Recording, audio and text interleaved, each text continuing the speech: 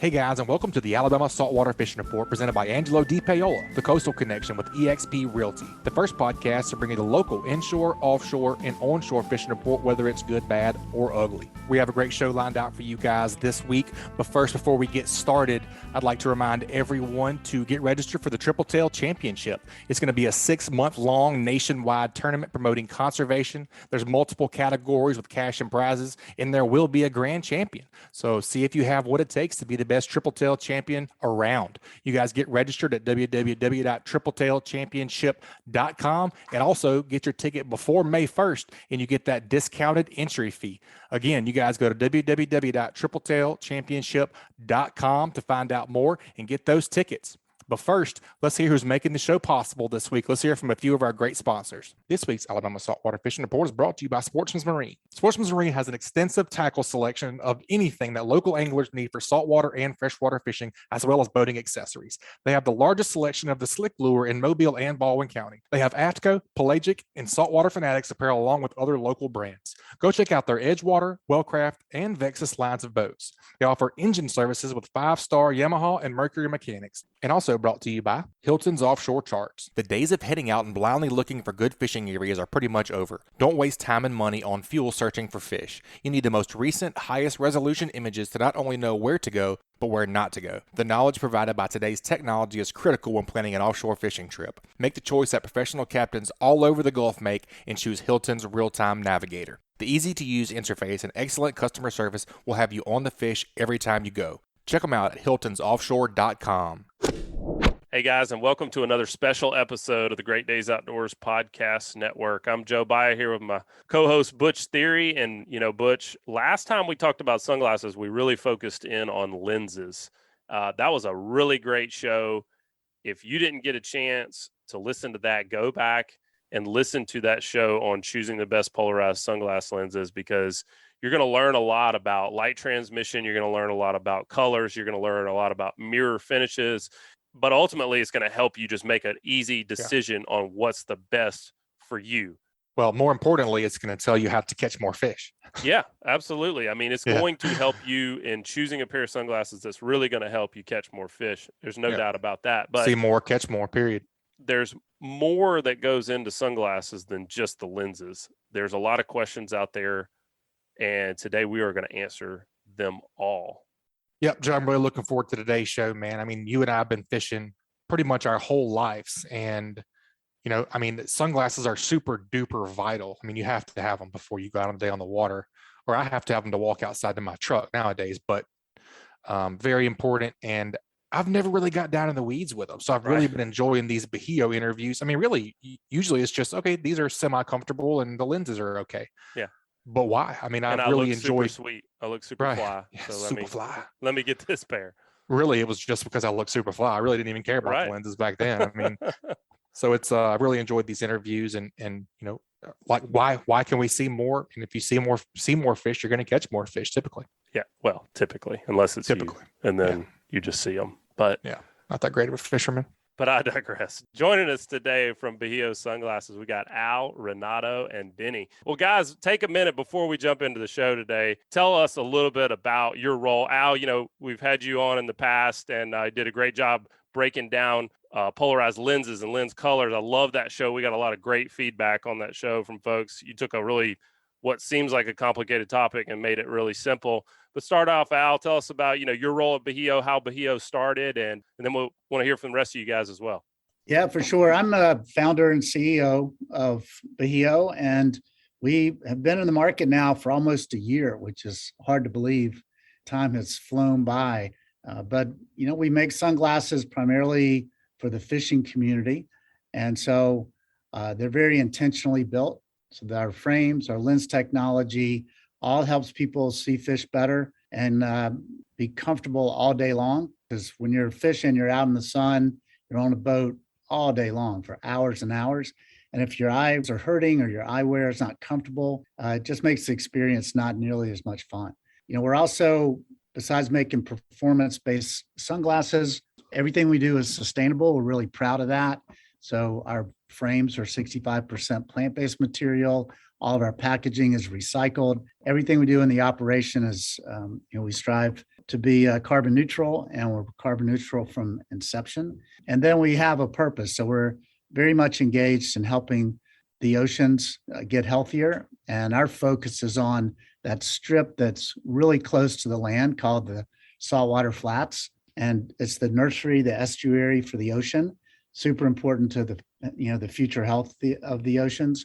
So we're doing a lot of things to engage in the fight to keep those parts of the ocean healthy. That's very cool, man. I love y'all's mission, and y'all are making some really great, innovative products as well. Renato, tell us about what you do there at Bajio.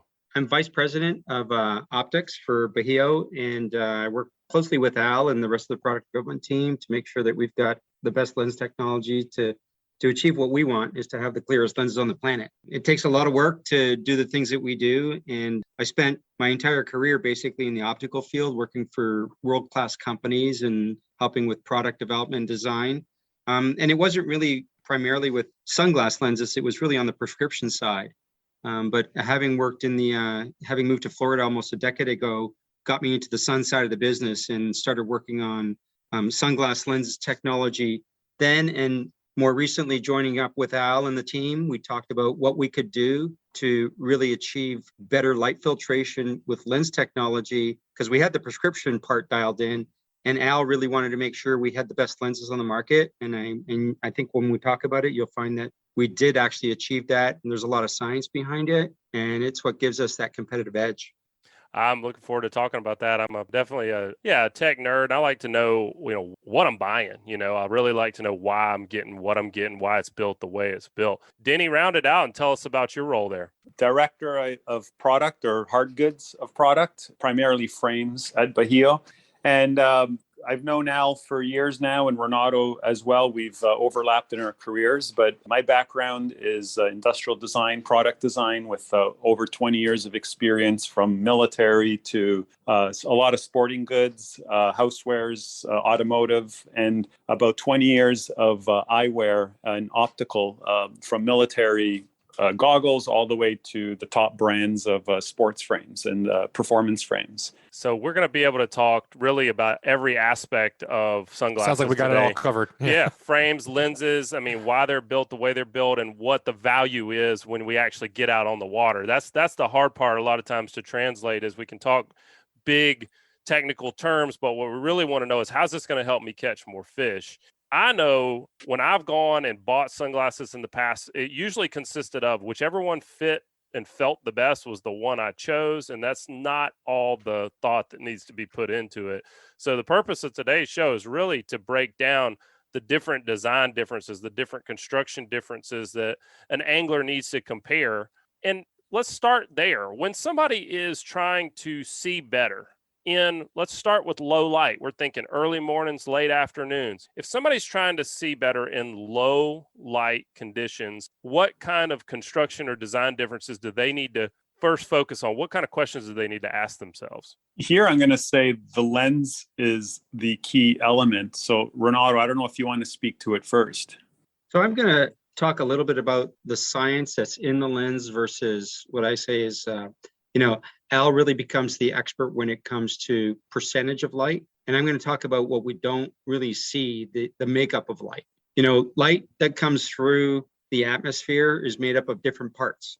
So we're all familiar with UV light. We hear it all the time. You want to protect yourself from UV. We put sunscreen on, it doesn't burn our skin. Then there's that other part of light that we call visible light. And light is measured by wavelengths. So if you really think about measuring light and how it looks, it's kind of like if you drop a pebble in water and the ripples close to the pebble are very close together and very distinct. You can see them. And the beginning of visible light, which is right after UV light, has a very wavy pattern. And we call that high energy light because it has energy and it moves very fast. And when it hits something or passes through something, it breaks up, it scatters. And that's why the sky is blue, because the first color is blue light. We call it high energy blue. So that comes through the atmosphere, even when it's not sunny, right? So it's passing through, it passes into our eye. And when it gets into our eye, it causes a little bit of interruption with clarity and it causes haze. So we're not talking about the darkness of the lens at this time. We're just talking about what the lens is doing to filter things that interfere with your clarity, which is blue light, number one. The other thing that we do is we block a lot, over 90% of yellow light. And yellow light's at the opposite end. It's far away from that pebble in the water. It's at the opposite end, close to, and the last color is red.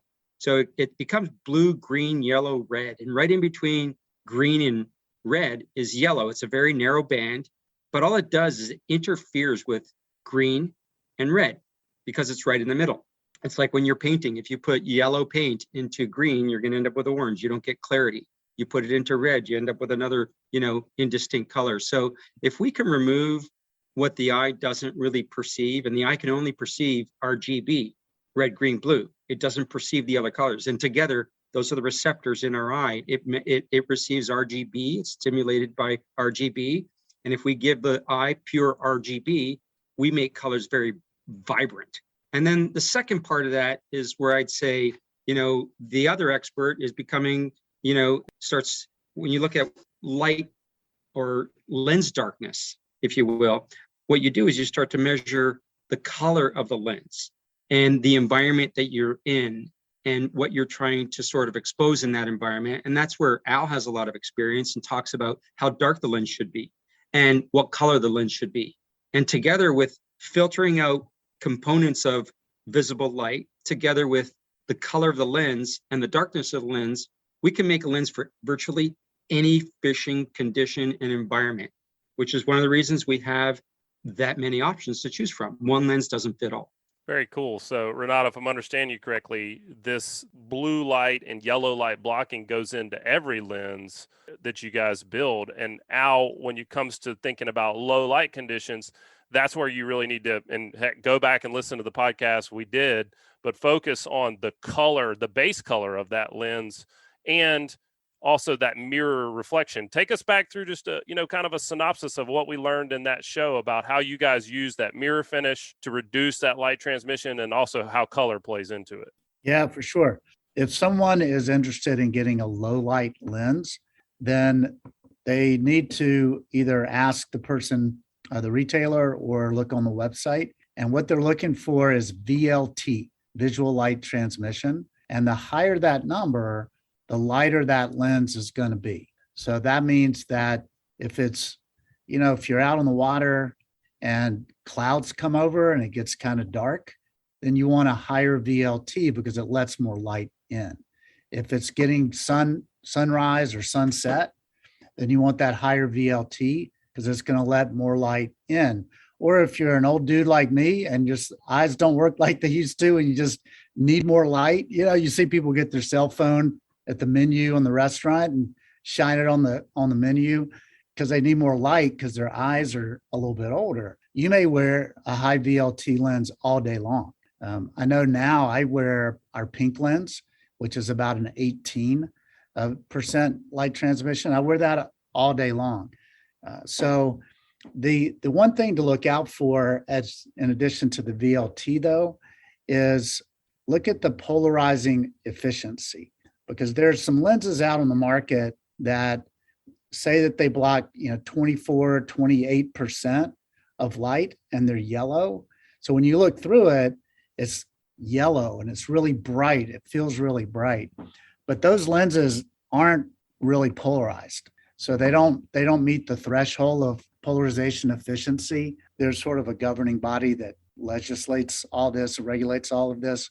And so those lenses might not meet their standards. So you want to get lightness and get a higher VLT, but you also want to make sure that these are real polarized lenses and that they're going to cut that glare off the water as well. So if we're looking at the full lineup, it doesn't matter if we're looking for low light conditions or really bright days. I mean, I think about when I'm cobia fishing, a lot of times, bright overhead sun midday, we look for those cloudless days. I mean, just super bright. Same thing offshore.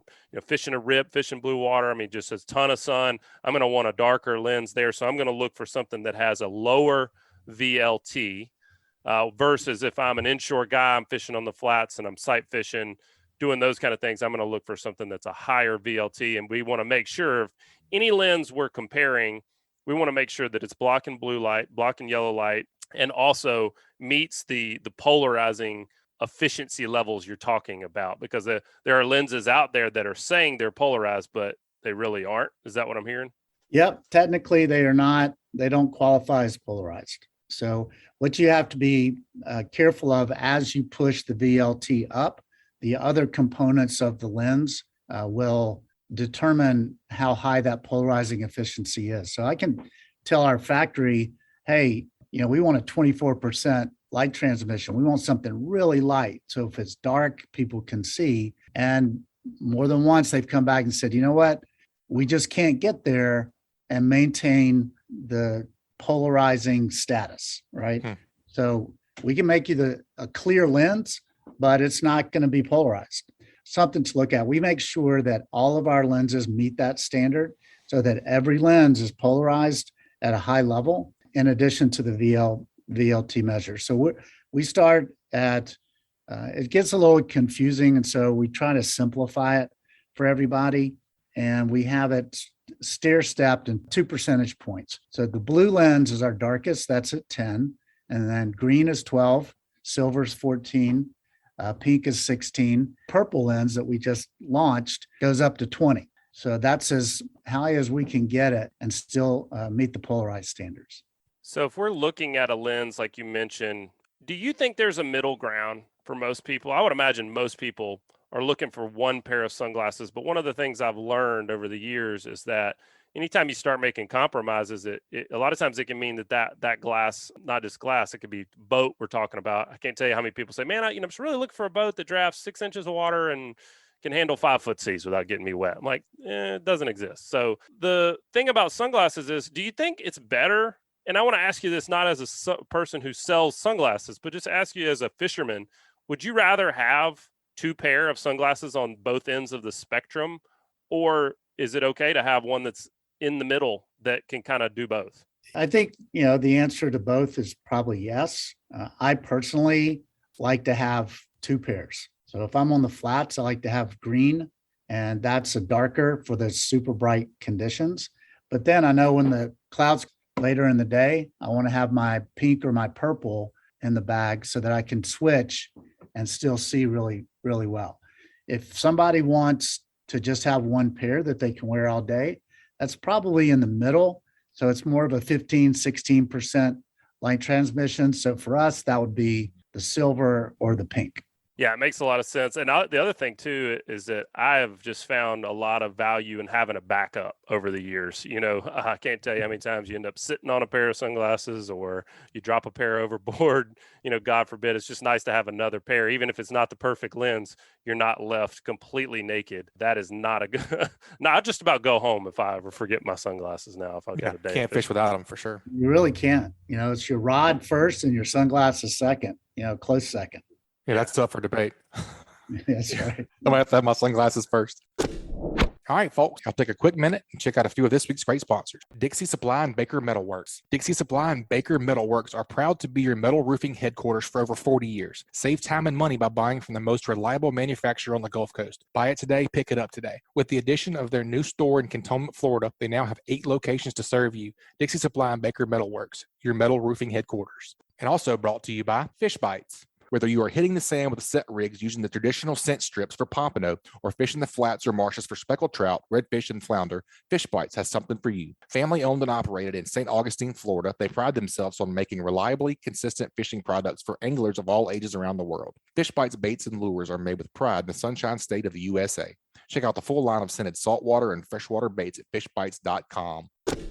One of the things that I hear guys complaining about a lot, especially, when you start spending a couple $100s on a pair of sunglasses, is durability. They're starting to have failures in some of the materials, and, sunscreen can be hard on sunglasses and that kind of thing. So if you're wanting a very durable pair of sunglasses, tell me what you guys pay attention to in your construction to make glasses more durable, and maybe some common failure points that people need to be thinking about. Yeah, we'll let Deni take that one. Deni is the man who builds our sunglasses, so he can wax poetic on that one. Sure. Lots of poetry here. Well, here at Bajio, all of the frames we're using are high performance injected bio-based nylon. So there's an advantage there. There's frames out there that are of different material, lesser quality. They each have their benefits, such as acetate. You'll see more in the fashion industry. They can't handle the stress of being bent and flexed. They go brittle over time in the extreme sun and so forth. With the nylon, it's proven to be the most durable of the frame materials, the high performance frame materials. So you could flex it. As you know, the temples are constantly flexing. You can sit on it, you can compress it. And of course, it's chemical resistant versus other materials. That's the main point, is the material, the basic material we're starting from. And then all of the materials. I mean, Al has been focus driven from day one on sustainability. Everyone at the company, we're part of this mission. So we're although we have this material now, in the background, we're constantly innovating and exploring and testing other materials that bring us closer and closer to, zero impact, let's say. But we wouldn't put those on the market if they haven't gone through rigorous testing and passed the performance that the customer is going to demand, right? There's no point making something out of a sustainable material if it's going to break after a few uses and, end up in the dump. Common stress points would be, hinges, of course. Hinges is a big critical part of the frame, and hinges, the component quality is really key. We're only working with top tier suppliers for those parts. We're talking about rust resistant materials. We've got salt conditions, of course, where our customer is, constant wear and tear, opening stress points. It's funny, over the years and with different types of frames, and every person wears their frame differently. Some people take it off with one hand, and that creates a leverage point on the frame and on the hinge that stresses it out more than someone else that might take it with two hands off, or they place it on that way, or they expect to keep it flexed open on their cap all day or behind their neck or wherever it is. So it's hard to account for that, but that comes from experience. I mean, collectively, we've got, I don't want to say a century of experience between Al, Renato, and myself, but close to that, halfway there at least. And knowing what tens of thousands of customers have experienced over the years. And so we avoid those issues when we design the frame, and that comes from experience. You'll see on some frames, like you mentioned it, the soft rubber, let's just call it rubber touch points, whether that's on the temple or that's on the nose. For sure, it's very common. There are multiple types of materials and formulations out there. And when you just source something off the shelf, you don't really know what you're getting. Whereas where you're designing it from scratch, you're selecting what you want to work with. You're working with trusted, proven materials that can handle the sunscreen, that can handle uric acid, that can handle the UV, that can handle all kinds of issues. And even there, like you'd think that there's some materials that have been proven in automotive or on all kinds of advanced age tests. There's peculiarities between people. There's some people, it's just their DNA. They emit certain hormones or whatnot that can degrade the rubber faster than on most other people. And that's just something you don't know unless you've been there, done that. And so you have to account for that. Everything we're working with, we understand. I would say our customer bases, our fan bases, they're some of the harshest conditions, right? The highest level of UV, salt, and so forth, that you're just not going to get in other parts of the country. Which I think I may be one of those people. My wife's always talking about my pheromones. She's saying, my pheromones are just really strong. Maybe that's why my sunglasses have been having issues. I don't know. That doesn't lead to a not tonight, honey discussion, is it? That's right. Always. Oh man, that's great stuff about the. Yeah, that's right. Go fishing, son. About the durability of the frame. Renato, let's talk about the lens durability as well. I know I love like Al was talking about. He likes the pink lenses. I like to call them drum instead of pink. Yeah, it's not pink, Al. That's right.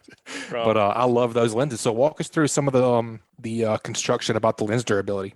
Yeah, there's really a lot of technology behind the lens, or actually, no pun intended, behind it. So I'll go right to that part. So we look at the lens as being sort of like a sandwich, right? You've got three parts. You've got the two slices of bread and what's in between. So that's how our lenses are sort of made up. It's made up in these different components, and then we can do things to each component to try to increase the durability for the overall lens when it's all put together.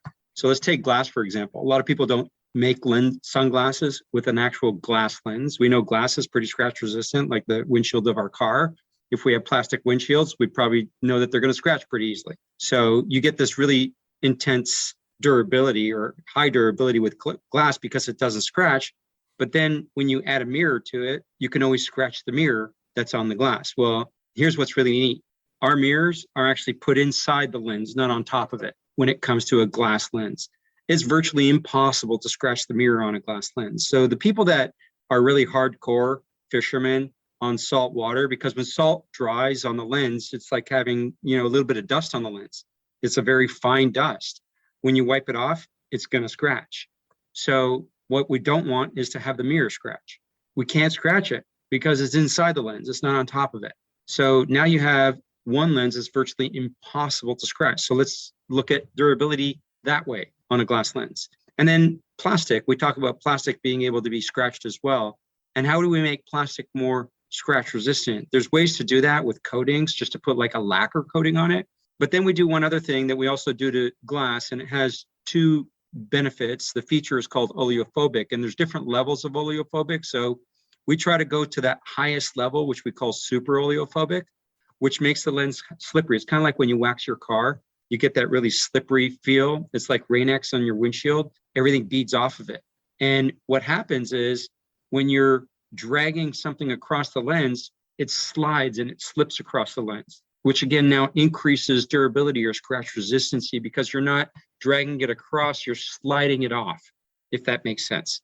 That's why the plastic lenses are super slippery, super oleophobic, because when something lands on it or is on it or dries on it, we remove it very easily by having this really super slick surface. Then we also put that oleophobic surface on glass. And the reason we do that is to help prevent smudging from sunscreen or smudging from your fingers when you're putting your hat and your buff and touching the lens. And you've just caught a fish and you've got dirty hands and they're going to smudge easy. So we put it there so it doesn't allow the lens to smudge, which means less cleaning, making it again easy to clean, very durable. Both of them are durable in their own aspects. And we have something that really holds up to almost anything you can throw at it when you're out in that harsh environment. That's interesting because, I just think about yes, I would love to take my microfiber cloth out every single time I wipe my lenses off and do it the right way. I'm rough on my lenses, man. But the reality is, you're in the middle of fishing, you're sweaty, you're on the back deck, you may be fighting a blue marlin. And if that's happening, you're not going into the galley and grabbing a microfiber and cleaning things off. You're going to take your shirt sleeve or your shirt tail and you're going to clean your glasses off. And so you got to have something that stands up to that. If I heard you correctly, if durability is your greatest concern when it comes to lenses, you should choose a glass lens over a plastic. But the plastic you guys make is still very, very scratch resistant. So if you've got a combination of wants here where you're saying, because I've had glass lens sunglasses myself, and one of the things I didn't like about them was the added weight. And if I'm bent over rigging something or something like that, sometimes they would slide down my bridge of my nose and things like that. Is that pretty accurate? If somebody's first focus is durability, you'd lean towards a glass lens. But if they've got a combination of maybe durability and wanting that lightness from plastic, you feel just as confident that they're going to be happy with the plastic. Absolutely. If you're comfortable, you did mention the weight. Mm-hmm. We use a glass that is hardened to give it impact resistant. That's also 20% thinner and lighter than standard or ordinary glass lenses. So we're able to reduce the weight, increase the performance of it for durability, and also have that basic, virtually unscratchable lens. So definitely, I would say you're heading in the right direction with how you're looking at it. And then when you want that added, that lightweight, super lightweight product that you're going to wear all day long for comfort, you can rely on plastic to also give you good performance all day long as well. All right, guys, let's take a quick break. Check out a few of this week's great sponsors. Test calibration. If your diesel has low power or is consuming excessive amounts of fuel, these are common signs that your turbocharger may need to be rebuilt. Don't waste your money online with the cheapest options where you get no support after the sale. Test calibration has been selling and servicing diesel, turbochargers, and fuel injection systems since 1976. No matter if you're running a diesel in your boat, tractor, or truck, Test Calibration can help you. Contact them at 800-822-0057 or visit them online at testcalibratindieselandturbo.com. And also check out Fishing Chaos, Fishing Tournaments Near Me 2022. Have you been looking for the perfect excuse to get outside and spend some time fishing? PFC, the Fins Fishing Classic, is a regional fishing tournament that is raising funds for your local United Way and needs your participation. Virtual submission means you can fish from anywhere, anytime, and submit photos of your catch for judging. PFC will feature over $10,000 in prizes and giveaways for placing anglers. Don't miss your chance to win big by fishing the PFC starting April 9th. For more information, visit our site.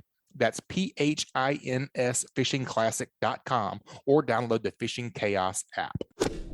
I have a slight astigmatism, and I do wear a light prescription. I can get away without a prescription, but I sure feel a lot better when I have one on. If I am wanting to go to a prescription lens, if that's a focus of mine, can you do that in glass and in plastic, or do you have to go with glass? So right now, our prescription program, which we just launched, it's in its very early stages, is only available in a plastic lens.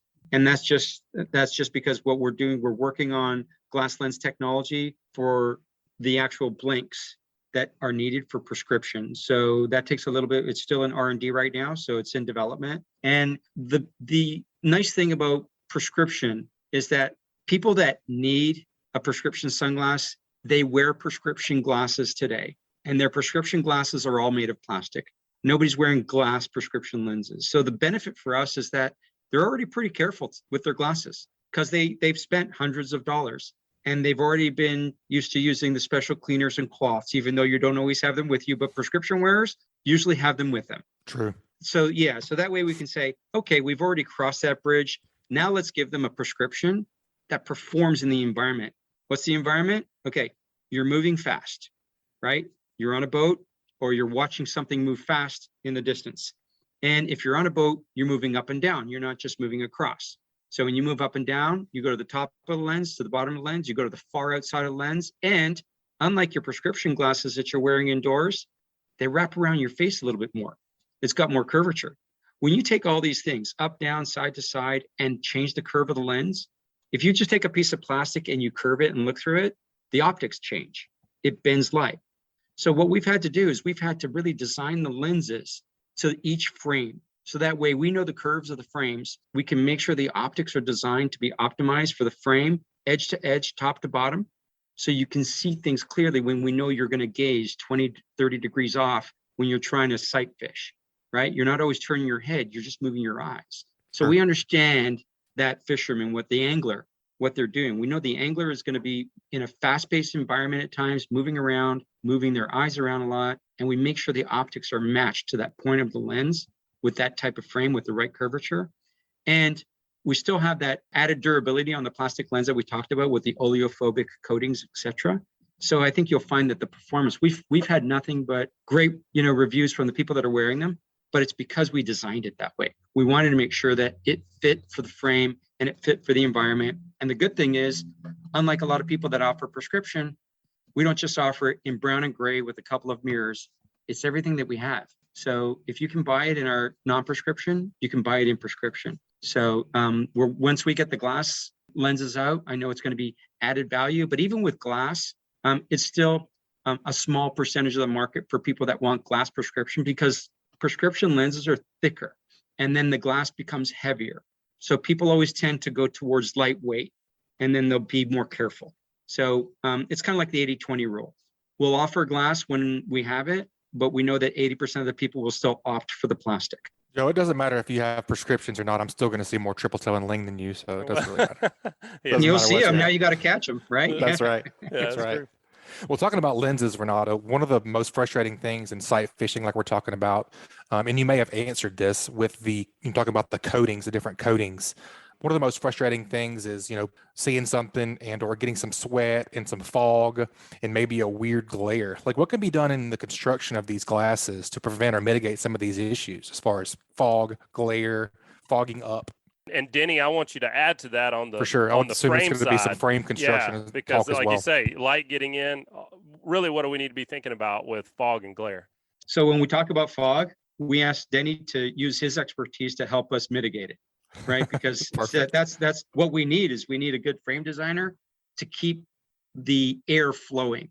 So fog happens because what you're getting is small, you're getting basic water that's beating across the lens, right? how do we prevent that? We put oleophobic coatings on it, right? And the way to make fog sort of roll off is it's kind of opposite to the oleophobic when we're talking about, because it's such a fine particle. It's not like a big water droplet. It spreads itself out.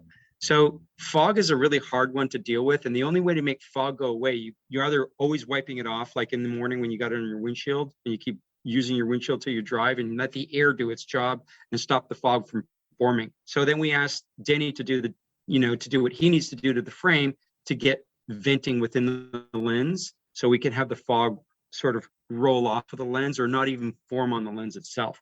It's one of the hardest things. And if you use an anti-fog treatment or a spray, what you end up doing is making the lens sticky. So nothing can, it's almost like it's hard for the fog particles to stick to it. It's almost like an oxymoron. You're making the lens sticky, but when that happens, fog won't bead on the lens. But the problem is now the smudges will start to appear and it becomes harder to clean the lens. So it's hard for us to do, have oleophobic and anti-fog at the same time, right? We have to choose which one we want the most. And we choose easy to clean oleophobic because that's what people want. No smudges, right? And fogging is a tough one when it's humid and it's 100 degrees outside. So Deni comes up with a solution on that one and he's done a great job. There's a lot of factors to add to that as well. Like there is no 100% fog-free design, whether it's a lens or a frame.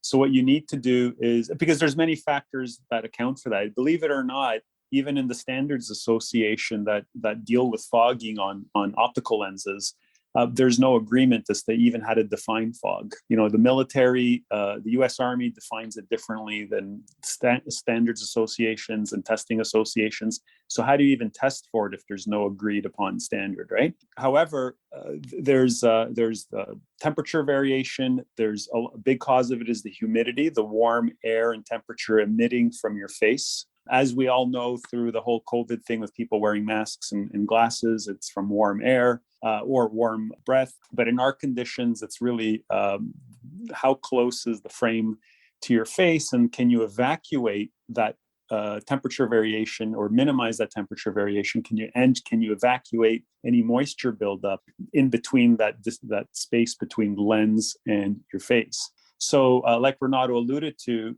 avoiding that situation, avoiding that buildup is the first thing you do, your first layer of defense when it comes to the frame design. And some of those factors lead into even comfort. So one of my particular details that I look for is eyelash contact. So a lot of frames, they get so close to your face, your eyelash bumps up against the backside of the lens, and that's a real distraction point to begin with. But keeping a certain distance away from your face helps a lot with airflow. You don't want to create a goggle effect where you're trapping air against your face. And to me, again, that's a personal thing. It's a comfort thing. I actually like the feel of your eyes breathing, if you can imagine that. You just want them to feel comfortable and not even think about it that, there's too much buildup inside of this frame. Sometimes you get that with some frames. We try to build in some venting details where possible, but overall airflow is key. There's subtle details we do too. It's like how you sculpt away portions of the brow and portions of the end piece and things like that, even around the nose bridge, allowing for areas where air can move around.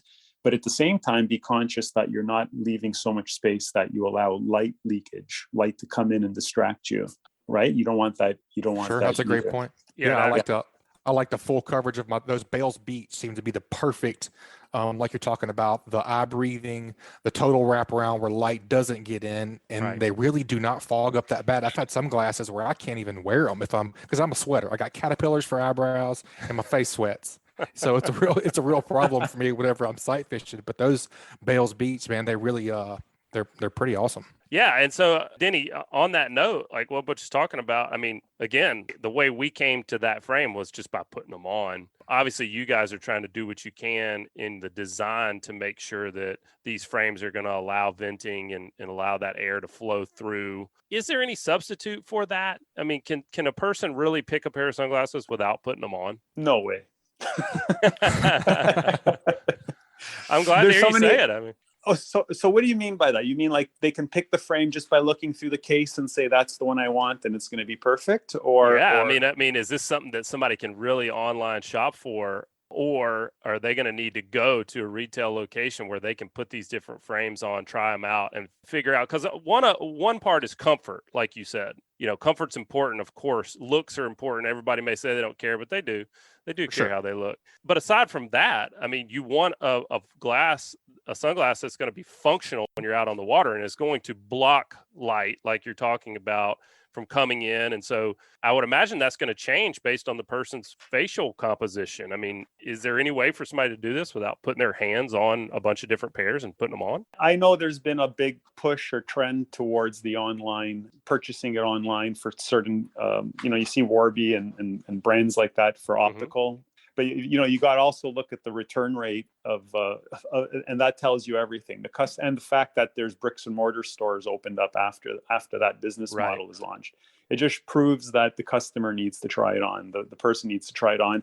It's like anything. Like you can like something when you're looking at it, but until you try it on, you don't really know how it A, looks on you, and B, how it fits and feels. And then you might discover that what you thought was the reason you wanted it becomes, there's some other factor that becomes more important to you, like the way it feels on your face. So even the way it looks, for example, you might like a certain style just by looking at it, but then every person's head is different. The spacing of your eyes, your nose, how the nose looks inside the bridge, the shape of your face, of course, is the standard thing. You have more oval face, a more chiseled face, different type of chin structure. That frame shape and that lens shape really can either complement your face or not. And so you won't know that really until you try it on. In terms of fit, you mentioned earlier about how frame slips on your nose. So that really getting that comfort of that bridge, and then thinking about, okay, well, it felt great for the 3 seconds I had it on my face, but when you're trying on that frame, if you could wear it for a minute or two and move around and shake your head, that'll give you a better idea of what it's really going to be like once you own it. The temples, how do they feel behind the head? A frame might say it's a large fit, for example, or an extra large fit, but that doesn't necessarily mean it's going to be true to your head. Everyone's head is different. You might be wider at the center, at the temples, near the sides of your head than other people, like a torpedo shape or a football shape. Other people are wider up front, or they have a flatter face at the front, a lower bridge, and how all those factors play in. It's one of those things. It's like a custom suit. Nothing beats a custom suit. Yeah, it makes a lot of sense. And I think about over the years of fishing, I tend to get, my fatigue points tend to be behind my ears, the tops of my ears, my hat pushing down on the arms of my sunglasses. I don't really get too bad of fatigue there on the bridge of the nose, but I've heard a lot of people complain about those kind of things. So when you're trying on that pair of sunglasses and you're going through that, you're just saying, pay attention to some of those pressure points. And if you feel something in the minute that you've got them on, you may want to pick up another frame and go ahead and do the same thing, because be you amplified shouldn't in feel hours. much. Yeah, if you're out 8 hours, it's going to just amplify from there. That's right. Going back to our earlier discussion about the amount of light, the brightness or glare and so forth, everyone has a certain comfort factor for how much light they're willing to deal with. Down where we are in New Smyrna, you've got sun all day long for, big portion of the year. But if you go up to the northeast or the northwest, it's a completely different feel to it. You're in more gray during parts of the year. The summer season is a lot shorter. Times change differently. There's more coverage overhead. Different types of fishing as well. Different type, more lake fishing, that kind of thing. So you might not need a fat temple, full 8-base wrap, block every bit of sun that's coming through, because you're not being fried by it all day long. You might actually want a flatter frame or a thinner temple that allows more light in for general purpose. Gotcha. Guys, let's take a quick break and hear from this week's sponsors. That segment was brought to you by MB Ranch King. MB Ranch King hunting blinds and feeders are built to last, right here in the USA. With durability and convenience in mind, MB Ranch King's maintenance-free blinds are constructed with high-grade steel and come in a variety of sizes to meet any hunter's needs. They offer high-quality, easy-to-use corn and protein feeders that can be filled with both feet on the ground. Call Kevin today for more info or a quote at 205-807-2937. MB Ranch King, built in the pursuit of perfection. And also brought to you by Bucks Island. They have new pontoon boats, bass boats, bow riders, and aluminum boats for sale. They provide boat service on all kinds of boats, even if they weren't purchased from Bucks. Visit them at 4500 Highway 77 in Southside, Alabama, or give them a call at 256-442-2588. Well, Al, this next question's for you. When we look at sunglasses, we can go to Walmart and get a $20 pair, or we can go and buy, the cost just goes up from there. So when we start paying a couple $100 for a pair of sunglasses, what are we really paying for? How is that going to translate into value as we own those sunglasses over the lifetime of that pair? And speaking of lifetime of the pair, what happens if we break a pair? Well, I think what you're paying for is the knowledge and experience of guys like Deni and Renato. Yeah. And so not all cars are the same. So a BMW or Mercedes, the engineering of that, the design of that is pretty sophisticated, and that's what you're paying for. So it's the same with sunglasses. And there's a lot of companies that just grab a pair off the shelf that the factory is already made for 5 other people. And, they're just made to be as inexpensive as possible, but not all the thought and engineering goes into it. So the other part is just the quality of the construction, the manufacturing. So when when Deni and his team, they create CAD drawings that they give to the factory then creates a mold. And then there's a back and forth period that takes months of perfecting that mold so that, there's details that these guys notice that I would never even think of. And I'm like, Deni, this frame looks awesome. Let's go to production. Let's go to market, man. Get it out there. No, the screw is 1/8 of a millimeter too recessed, and it needs to come up a little bit. On and on and on, every detail. So sure, you get what you pay for. And when you talk about the durability, when you talk about the fit, when you talk about the fog management, all of that, all the comfort features, the wearability and the length of time that it lasts, all of those are determined by the guys who design it and gals who design it. And so that's really, really what you're paying for, pretty much like any other type of product you might buy. Like we've talked about today, lots of different things go into a pair of sunglasses. We've talked about a lot of different consideration points here.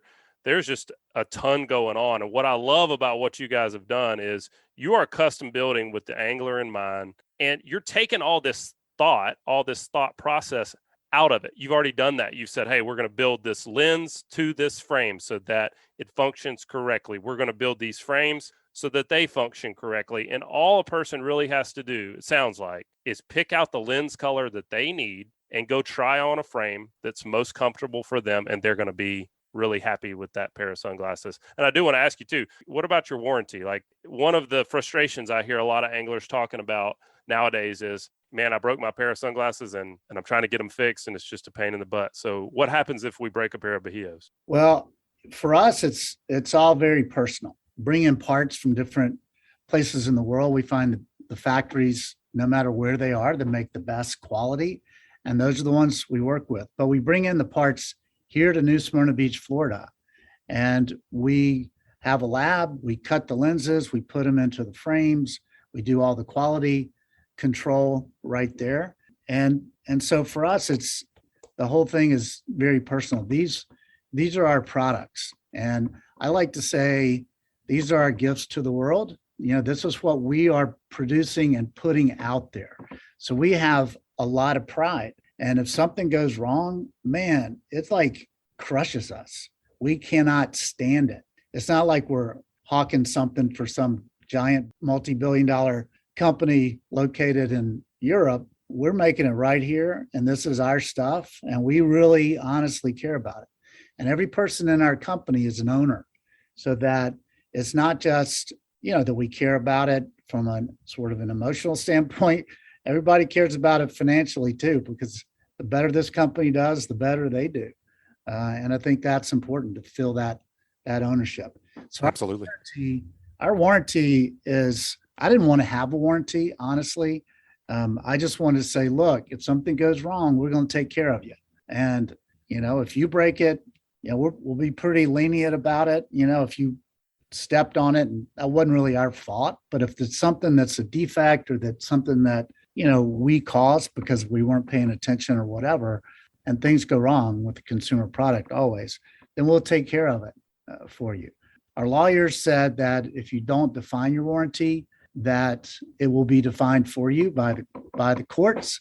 So we have to write down what our policy was, but the way that it's executed is very much on the side of the consumer.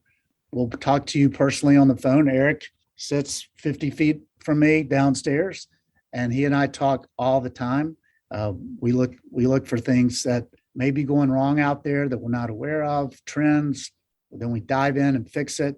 And it's like, if Eric here talks to somebody on the phone and they're having an issue or problem, then he walks back to the lab, and talks to Chris or Aaron or anybody back there and says, hey guys, this is what I'm hearing. What do you think? And they'll look at it, examine it, make adjustments if necessary to the machinery. So is that kind of like whole company commitment to the quality and to the service to take care of our customers?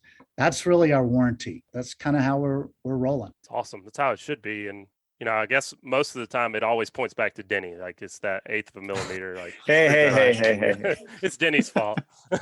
If I can add to what Al was saying earlier about the the frame and the cost, or what you were asking, there's a couple of things there too. Is there's off the shelf frames you could pick up at a gas station that'll you don't know the quality of the lens. You don't know the quality of that PC lens that's in there. There's differences that right there. You have cheap lenses that are going to delaminate and not give you the same protection, and definitely not the performance that we're fine tuning into ours. But then same thing with the frame. I want to reinforce, we're working with the top tier factories. There's only a handful of them, and we're working with them as our partners. And these are not some cheaper, low cost, unnamed factory in the middle of China. These are top tier professional factories. This is all they do. They're audited. They meet all the best standards for workplace and so forth. And on top of that, we're pushing them, and they've pushed themselves to invest in sustainable practices. There's one factory in Italy, everything's electric. They shuttle between their two facilities with electric cars. Everything is solar panels. They recycle all their water, and they're working, and they're already net neutral for CO2. So that's the type of factory we're working with. Same thing with our components. Our hinges are top tier hinges, not again some swept up recycled metal off the shop floor. So that adds to the cost of the frame, of course, right? And then as an anecdote to what Al was saying about the warranty and that we all care, early on one of our frames, before we launched it, we had a little issue that could have been an issue. Like, this is through our own testing and our own internal, hey, will this withstand the test of time and durability? And we're just wreaking havoc on this part. And we're like, that bit of uncertainty led us to scrap an $8,000 tool and rebuild it. Wow. Yeah. And like you said, I mean, it's about putting out something that you're proud of, and you got your name on it. We know who to call if it we're not if perfect, it breaks. And we're certainly no product is perfect. We can't account for what's going to happen in the future, of course, but it's this quest to make sure we keep putting out there the best that we can right now and keep improving it as time goes on. Right. So just to sort of add on to what Al was talking about with regards to warranty, and we'll take care of the customer when something goes wrong, and it was our mistake, if you will, or a product that didn't perform. What's really nice about when you spend that kind of money on a pair of sunglasses that have all the best components is that we have all those components in-house, and we build the sunglasses here in New Smyrna Beach, Florida. So the majority of people that send product back are sending them back because of something that happened where they broke them. You snag a lure, you pull back, it comes back, hits you in the lens, it cracks the lens, they send it back. We replace it for almost a third of the cost of the original cost of the sunglasses. So it's like having a copay on your sunglasses with our repair department, and we get them back out on the water, in a very reasonable amount of time, with about a week. And, that's a great service for when you have something that is going to last you for years that you can continue to send it back when something happens to it, if it breaks, and we get you back in business. So our repair department does an amazing job, and the turnaround time is very quick, and we have everything that we need right here in New Smyrna Beach. Yeah, it's very cool what you guys are doing. I can tell you, you not only are putting a lot of thought into the sunglasses that you're building, but you're also putting a lot of thought into your business model and how your people are treated and how you're treating your customers. And that's refreshing from what a lot of anglers have seen in the sunglass industry. I'm excited to see what you guys come out with next. Now, that being said, like we talked about, there's no substitute for going out and putting on a pair of glasses and making sure they fit you right. So if people want to take a look at the website, get a feel for the different VLT where they need to end up and choose a lens color, a mirror finish where they need to be, and then go step out into a store and try on a pair, where can they go to check out those lenses and those colors? And then where can they find the closest dealer? Well, the best way that our retailers, the most effective way that they sell Bajios is they give them a pair of a couple of our competitors and they give them a pair of ours and just say, walk out into the parking lot, put them on outside in the sun and see which ones you like. And almost every time they are blown away by our frames and it's like a wow moment. These are the clearest lenses I've ever worn. Those retailers are, at this point, it's growing. We've probably got 550 to 600 retailers already. They are anxious to work with a company that's like ours more than anything. And they are located we have some in all 50 states at this point in 14 different countries. We have the most concentration in Florida and in the Southeast. So from Texas to Florida to North Carolina. But they can look on our dealer locator on our website and type in their zip code, and they'll be able to find a dealer as close to them as possible. All right, guys, that wraps up another great segment. You'll take a quick minute and check out a few of this week's great sponsors. That segment was brought to you by Boater's List. Boater's List is your new reliable and fast resource designed to link everyone to everything on the water. If you own or run a boat, you know how difficult it can be to find the right company for the task at hand. Boater's List makes it easy to find the service that you are looking for. Locate anything from fuel docks to service repairs or rentals of large yachts, even down to paddle boards and all things in between. BoatersList.com will always strive to make it better on the water. And also, Sam's Stop and Shop. Sam's Stop and Shop is your one-stop shop located at 27122 Canal Road in Orange Beach. Sam's has a little bit of everything, including a deli, inshore, offshore, and surf fishing tackle. They also have bait, clothing, groceries, name brand sunglasses, and so much more.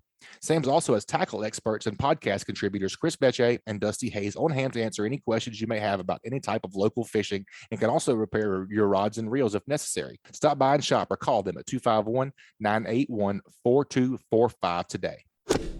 Man, Joe, it was really good to talk to those guys. You can just tell that they're super passionate and super knowledgeable about what they do.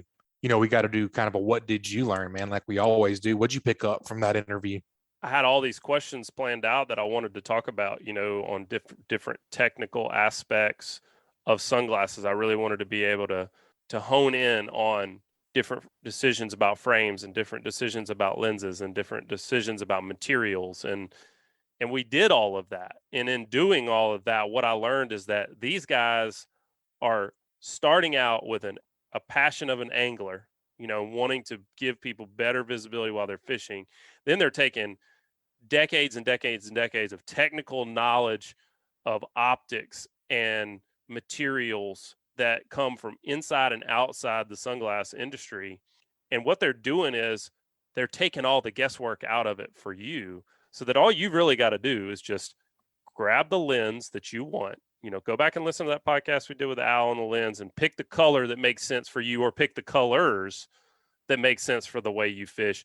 And then just go try on several different frames and pick the one that's most comfortable. And that you're getting something for paying that amount of money. When you go and spend on these sunglasses, you're getting all those decades of experience, all that R&D, and all that customer service that, if you pick up the phone, you call these guys over in New Smyrna, they're going to take care of you if you screw your sunglasses up or if there's an issue. And that's something that a lot of anglers are very frustrated with right now. Yep, for sure, man. Like you say, we talk about all the time about go fishing with a guide. They'll cut years and years off your off your learning curve. Same kind of thing here. These guys have been through the ringer. They've done all their research. I forget exactly who was saying in the beginning, talking about how they, come up with frame designs and lenses. They've heard it all. They've heard Right. every single story about how this broke or how this fogged up or how this lens didn't do this. They took all that feedback and they've created this awesome product. Yeah, and they're not stopping. They're continuing to That's innovate. right. They're listening to their customers. They care about the products they're putting out into the marketplace. And that's cool to see for anglers who want to have good fishing sunglasses. It's just also cool to see from a business ownership standpoint that these guys are really trying to build their business in a way that the employees benefit and the communities and the environments in which the people that wear their sunglasses are benefiting with all their sustainability efforts and the money that they're putting back into these environments. It's just a really, really awesome company, the way they're building it, but also I just learned a lot about sunglasses that I never have put that much thought into it before. So it's a fun show. Sure. It was a very fun show, man. I enjoyed it. That wraps up another great show, folks. Please subscribe, rate, and review wherever you listen to podcasts. If you'd like us to email you the podcast each week, just text the word fishing to 314-665-1767. Again, just text the word fishing to 314-665-1767. Subscribe to our email list, and we'll send you the new show each week. You guys keep whacking them. We'll talk to y'all next week. That wraps up another great show, folks. Please subscribe, rate, and review wherever you listen to podcasts. If you'd like us to email you the podcast each week, just text the word fishing to 314-665-1767. Again, just text the word fishing to 314-665-1767. Subscribe to our email list, and we'll send you the new show each week. You guys keep whacking them. We'll talk to y'all next week. This week's Alabama Saltwater Fishing Report has been brought to you by United Bank. United Bank supports our farmers with financial products and services designed specifically for agribusiness. United Bank is building stronger communities every day. All loans subject to credit approval. Equal Housing Opportunity Lender, member FDIC. And also brought to you by Admiral Shellfish. Admiral oysters are available at select restaurants and can also be purchased by the public at Bon Secours Fisheries, Inc. and Ahi Seafood in Fairhope, Alabama. Call for availability. From a simple, nutrient-dense appetizer at home or a shucking party with friends, Admiral Oysters will steal the show. Follow their adventures on Instagram at Admiral Shellfish Co. And also brought to you by L&M Marine. L&M Marine has something for everyone, from small hunting boats, pontoons, as well as bigger bay hybrid boats for the hardcore angler. Go visit them at 34600 Highway 59 in Stapleton, Alabama, or call 251-937-1380. This week's Alabama Saltwater Fishing Report brought to you by me, Angelo DePaola, The Coastal Connection. Find us online at thecoastalconnection.com. And also by Richardoni Family Dentistry. You're going to need a good dentist, so you may as well make an appointment with fellow angler Josh Richardoni. Call today to book an appointment at 251-342-6672. And also brought to you by Killer Dock. Killer Dock uses marine-grade aluminum to make fabulous fish cleaning tables and stunning canopies that will keep us out of the sun. Killer Dock combines durability, function, and design to uniquely upgrade your entire dock experience. Visit killerdock.com to see more.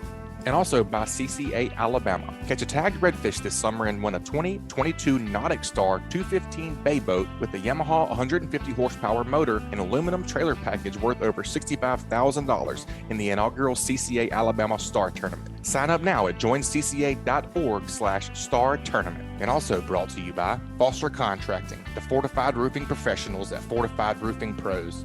With them, you're making the smart choice. Check them out at fortifiedroofingpros.com or call them at 251-447-2978. Also brought to you by the Alabama Marine Resources Division. The Alabama Marine Resources Division reminds all recreational anglers that gray triggerfish, greater amberjack, or red snapper must be reported through Snapper Check prior to landing the fish in Alabama. For more information about Snapper Check, please visit outdooralabama.com.